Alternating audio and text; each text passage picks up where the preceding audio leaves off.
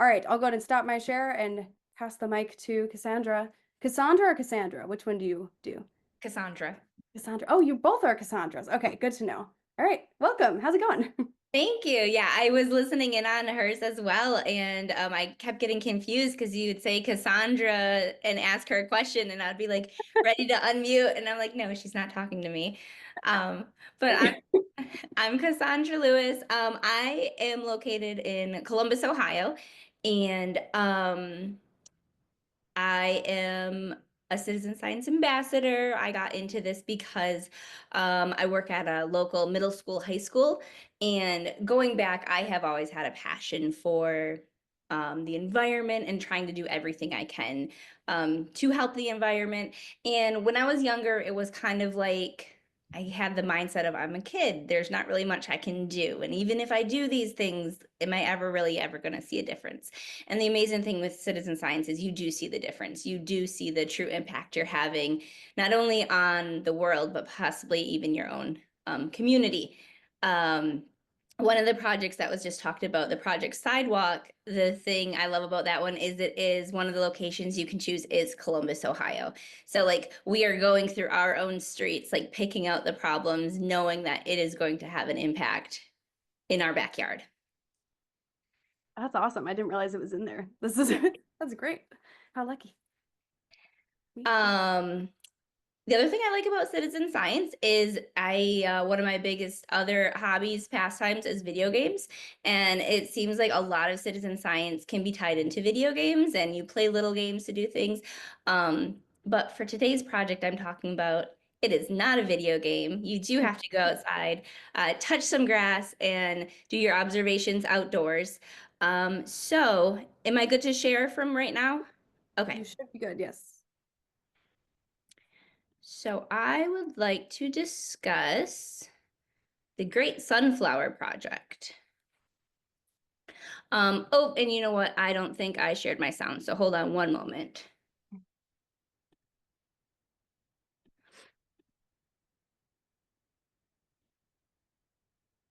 No. Try that again. Okay, I should have my sound now. So to get started, I just wanted to play a brief video about the Great Sunflower Project. This is on the PBS website. And it's just a quick minute long, but it kind of gives a quick overview of what this project is. Did you know that there's a crisis facing pollinators like birds, bats, butterflies, and especially bees? The Great Sunflower Project needs citizen scientists to identify where pollinators are doing well and where they are not. This is important because 1/3 of the food in the U.S. depends on pollinators. It's easy to help. Watch for pollinators on sunflowers or any other flowering plant. First, identify and count the flowers you are monitoring. Count the pollinators you see on the flowers and record the amount of time you watched. Upload your results on a computer or smartphone. Join the thousands of other volunteers across the country who are part of the Great Sunflower Project. You can make a difference.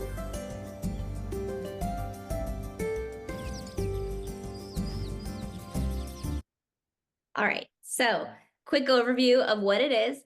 The beginning of the video mentioned this crisis that's happening, but it didn't really get into what that crisis is.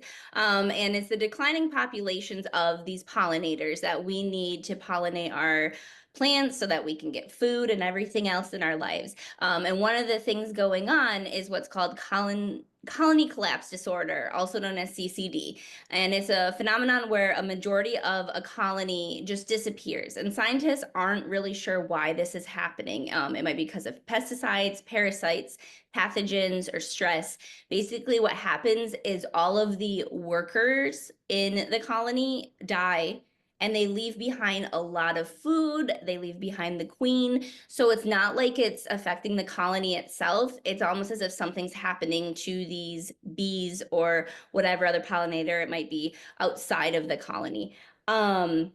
So Great Sunflower Project is trying to obviously help our pollinators. And on their website, which we'll get to in a little bit, but there are different ways that you can help the pollinators. Number one, by planting native wildflowers, such as the lemon queen sunflower. The important thing, though, is when you're planting these wildflowers is to make sure that they haven't been treated with neonicotinoids. Those are the pesticides that they believe are leading to these colony collapse disorders. Because even if the seed was once treated with these pesticides, the plant that grows from it can still harm any pollinators that land on it. And then contributing a pollinator count to the Great Sunflower Project. To get started, what you're going to want to do, if you haven't already, make your SciStarter account. I'm not going to go through that process because I already have an account. So once you have an account, what you want to do is to search Great Sunflower Project on SciStarter. So let me go ahead and click that here. You can see this is what should pop up once you get there. And it has all the information here, which we'll come back to, but over here, you'll want to go ahead and click visit.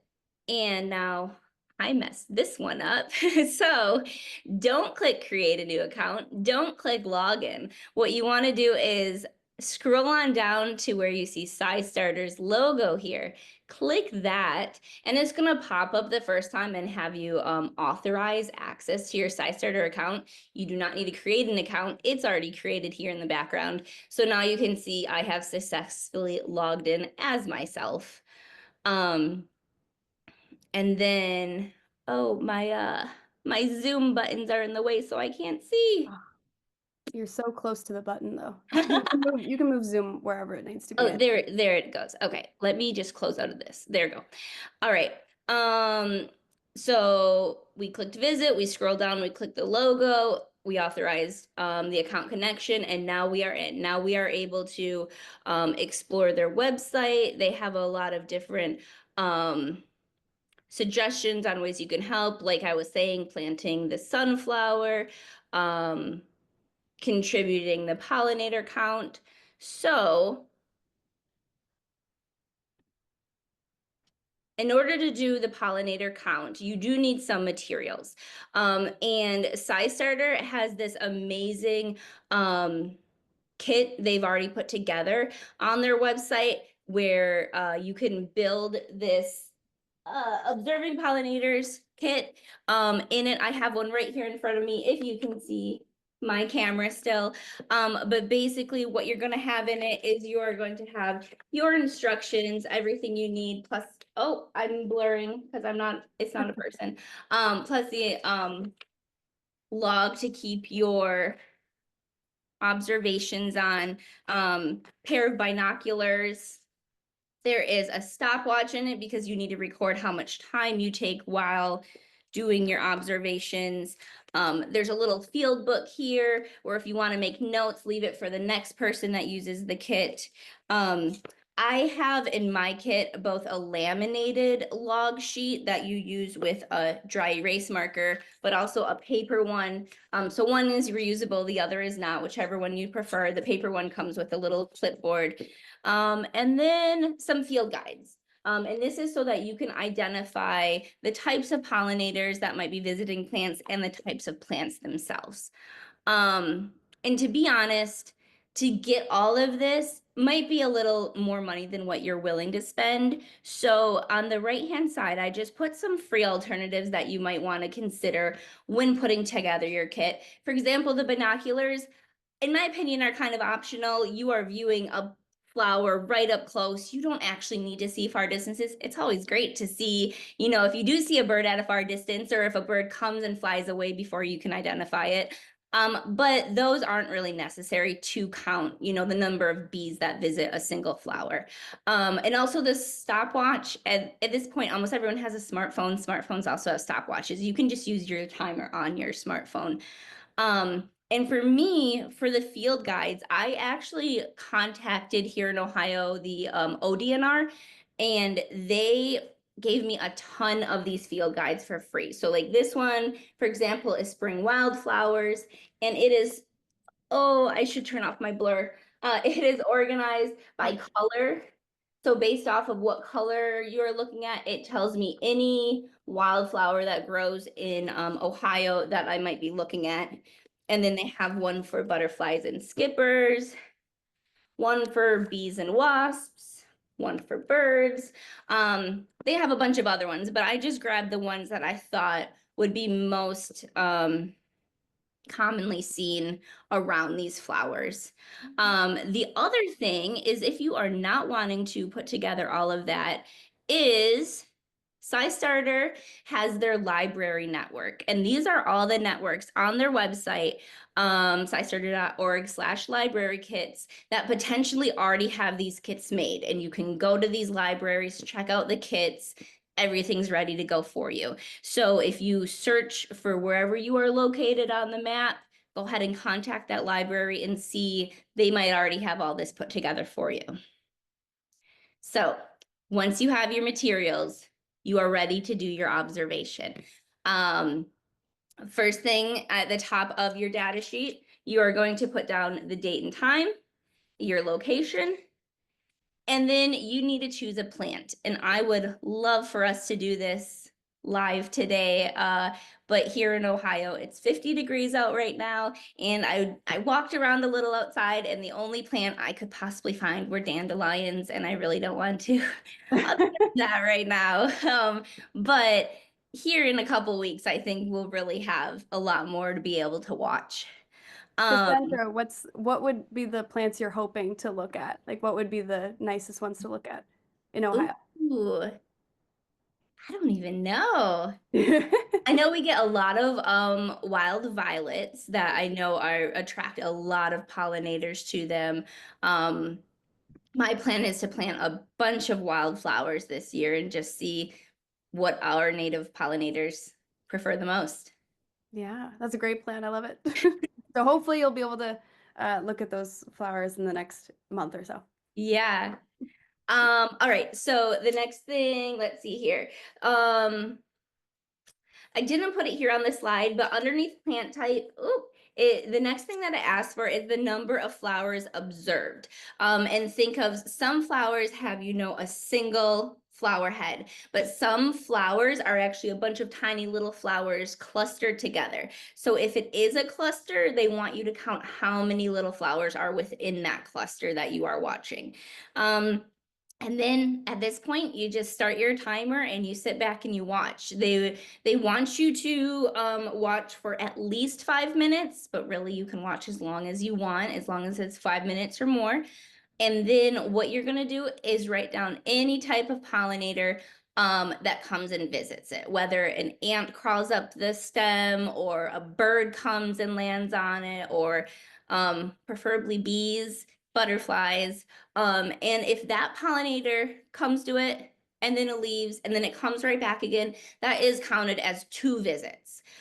So even if it's the same little visitor more than once, be sure to count it more than once, because they're counting the number of visits, not necessarily the number of pollinators. So since we can't do one live right now, I did find this video that I wanted to show where she demonstrates a quick little observation. So I did want to play this for us. And we'll go to... If, like me, you really like pollinators, you can observe pollinators for the Great Sunflower Project. The Great Sunflower Project originally started with lemon queen sunflowers, but you can observe pollinators visiting any plant. To participate, simply find a flowering plant to observe and count how many pollinators visit it over a given period of time. This can be anywhere from a few minutes to as long as you like. You should identify the pollinator if you can, and then input that information into their website. You can check out the link below for more details and information on how you can do that. There are also other pollinator citizen science projects like Bumblebee Watch, which I'll also link in the description. If heading outside isn't an option for you, you can... We'll stop there because then she gets into some other ones. But using that example in that video right there, pretending like that is what we just did ourselves, what we're gonna do is head back over to greatsunflower.org after you're logged in, and up at the top of it, you're going to see there's this button here that says add account.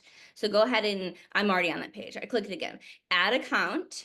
And then what we're doing in this situation is a stationary. We sat still for 5 minutes or more and just looked at one single plant. You have the option to walk along a trail and count. You might be out doing something else and not even counting, but you see a pollinator that you really want to report. If that's the case, go ahead and do casual. An area is if you are in like a large area that you want to count all the pollinators in with a specific size. But if you're just sitting still, like we did in that example, we are stationary. And we completed that observation a few moments ago. And then lastly, location. I have my home location set, but what I'm going to do is a new location just so that you can see this. And you are going to go ahead, zoom in on where you are. And I actually am doing the Great Sunflower Project tomorrow with some students. So I'm going to choose, let's see here, if I can find my way around.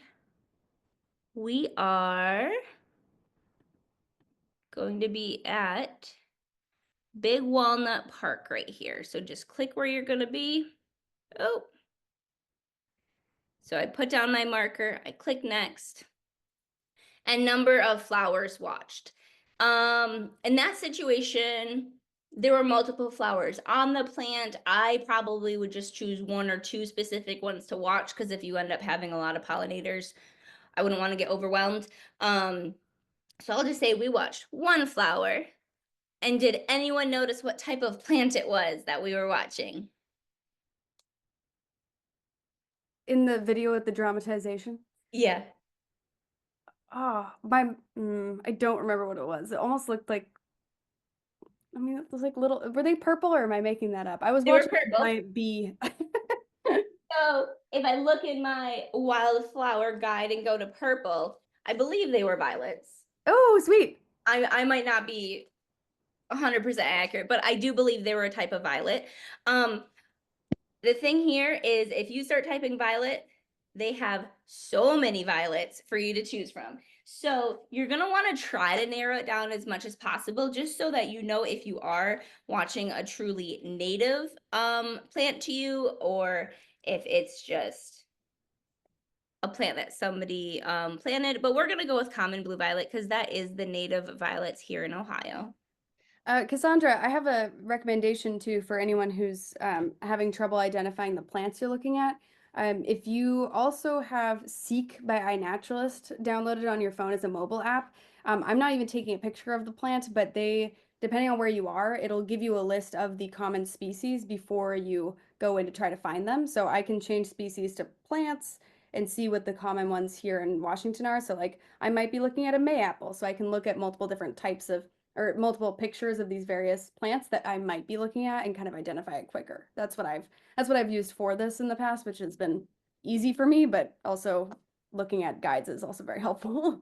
No, that's awesome. Yeah. And again, that's another really good option if you don't have the field guides, or if you don't want to carry this whole kit around with you, your phone can serve multiple purposes for this project. And so in the observation we made is we had 1 bumblebee come and visit. It's important kind of to be able to identify different types of bees very quickly. Maybe you might want to go over them before you go out.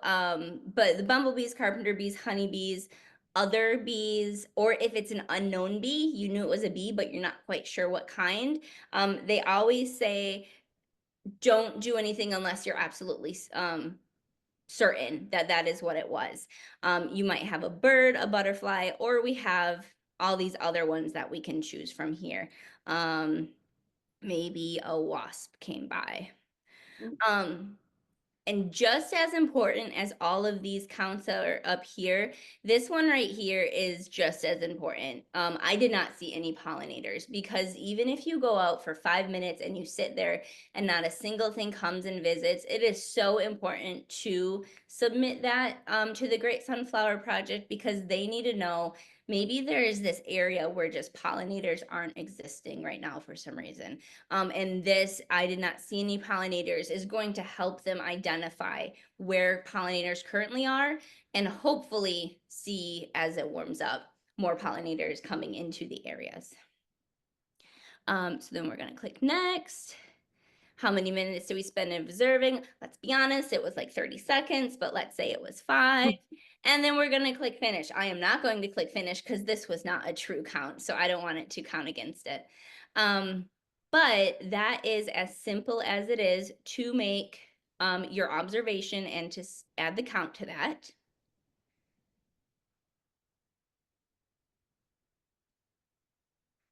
Did you want to say anything else before I move on to the next thing? Oh, no, you did a wonderful job. Okay, awesome. So like I said, on the Great Sunflowers website, they have a bunch of other different opportunities to help pollinators. And the next one, number 3 here, is take the Great Pollinator Habitat Challenge. And what this does is you can take any sort of a habitat that you want, for example, your own yard, assess it and see how well adapted it is for pollinators in your area. And I didn't know, do I have time to do this? I've actually never done this, so we have about 6 minutes left. So Okay. So basically it's my home. I've already entered my home on the GPS on the other one. And I'm really interested because we just moved here less than a year ago. And as of right now, there's not much going on where I live. And I want to make it very accessible for pollinators. So it's about 3/4 of an acre, which is quite large, I'm very excited that all the opportunities I might have here. Are there areas with sandy, loamy soil? Honestly, I'm not sure. We have a lot of clay. It's just clay. I'm gonna say yes to that one though, because I'm sure there are somewhere. Are there any areas with bare ground and few plants? Unfortunately, yes. Are there low traffic areas where the soil is not turned over, tilled, or plowed? And also, yes, there's quite a bit of land. We have a ton of brush piles right now. Areas with pithy twigs, and we have lots of cane like berry bushes. So we'll say yes to that one. Do you have native bunch grasses? I have not seen that at all. So I'll say none there. I'd have to Google some of this stuff. What was that? I'd have to Google some of this stuff while So that's actually this next one. Are there bee nesting blocks? I was like, oh, what is that? I don't even know. So then I searched it and I was like, oh, that's what it is. Coincidentally enough, I just bought one. So, Nice. so yes, there will be. As of right now, it's not outside yet, but there will be one. Is your nest near a landmark like a rock? No, it's in my garage. Does your nest block have less than 20 holes? No, it has a lot more than 20. Did you clean or replace? Yep, it's brand new. And then it asks you the type of plants, main vegetation. I'm gonna say it's a mix. How much of it is garden space, wild, natural? A lot. It's mostly woods right now. How much of the garden is planted with flowers? Not much is flowers as of right now. Are the flowering plants pollinator friendly? Of those, I would say about half are. Oh, I did not click half. We'll go that one. How many flowers? I don't have many flowers in the spring, summer, and fall. I'm very low right now, and that's what I want to work on. We'll say they're not clumped. We have some mulch. And is fresh water always available? As of right now, it's not, unfortunately. No pesticides, no herbicides. And how many pollinator counts will you contribute? I know for sure more than one. That's where you can just describe it if you want. And then it takes what you answered and it gives you advice. I don't have any native bunch grasses, and they are suggesting that I should put some bunch grasses in because that is where bees like to overwinter. My nest block is not near a landmark, and bees use those visual clues to get back to it. So you should put it towards a landmark like a rock. Does it have less than 20 holes? No, I got the big one. Turns out that's not necessarily a good thing. You fewer holes is better, because if you get a parasite in the big one, it can infect all of it. So it's just really interesting to go through and just see what can you do, no matter how big or small your yard is, to help the pollinators around it. This is incredible. I didn't realize they gave you this assessment like grading and give you advice. I'm ready to recommend this to everyone I know. And to do it for my apartment complex, I guess. Right. Yep. I'm really excited for it. Yes. Yeah, sweet. And this is also a there are quite a few projects that focus on rewilding, or if you are interested in iNaturalist too, of like observing wildlife around the area. This is this habitat assessment tool could be very useful in terms of figuring out what to do next for how to rewild. Because sometimes we just say, yeah, just rewild it, and you're like, what does that mean? What can I do to help it along? Because sometimes the answer is just simply let it sit, let it grow without you intervening. But in this case, this is good advice for how to make it more successful as a pollinator space. So it's an habitat. So I'm really glad you went through that process. Yeah. Sweet. And we're nearly out of time. So just a quick note of what would you like to leave folks with in this recorded and also viewed on Facebook and our friends on Zoom with us right now? Any thoughts you want to leave them with? No, oh gosh, not really that I can think of. The last presenter had such good words at the end, and I'm like, I'm not good at being put on the spot like that. Sorry. Sorry. Well, I mean, I assume you want folks to feel comfortable in doing these projects. So I think you were very accomplished in being able to identify like what are the steps for the Great Sunflower Project. So I know that you are definitely looking forward to seeing more people participate, probably. Absolutely, yes. Yeah. So there you have it. Do more projects to everyone. Yeah. Perfect. Well, thank you so much for sharing all that with us. I'm really excited to now do the habitat assessment, so I'll watch me add that at some point soon. So thank you for sharing all those things, and I'll be passing the baton on to Paul momentarily once he joins in. And Roland from the chat, thanks for sharing this. Yay! You're very welcome. And you're welcome to stay on to chat with us and learn more about the next project, or you can hop off and do whatever taxes, more tax prep for folks who are late. Yeah. Thank you. Thanks, Cassandra.